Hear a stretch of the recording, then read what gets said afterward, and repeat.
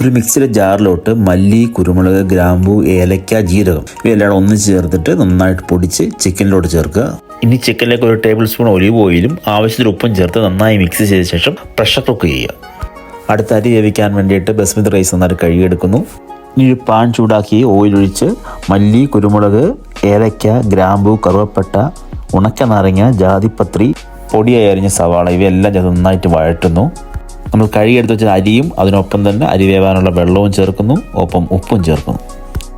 ചോറ് വേവുന്ന സമയം കൊണ്ട് നമുക്ക് ചിക്കൻ ഒരു പാനിൽ വെച്ച് വറുത്തെടുക്കാം. 2 ഗ്ലാസ് അരിക്ക് 3 ഗ്ലാസ് വെള്ളം ഈ ഒരു അനുപാതത്തിലാണ് നമ്മൾ ചേർക്കുക. ഒരു 7 to 8 minutes ആണ് നമുക്ക് അരി വേവാനുള്ള സമയം. നമ്മുടെ ചോറ് നന്നായി വെന്ത് വന്നിട്ടുണ്ട്. ഇനി നമുക്ക് ഈ ചിക്കനിനകത്ത് ആഡ് ചെയ്ത ശേഷം ഈ കളർ വേണമെങ്കിൽ കളറും ചേർത്ത് വീണ്ടും ഒന്നും കൂടി നമ്മളൊന്ന് ദം ചെയ്തെടുക്കുകയാണ്.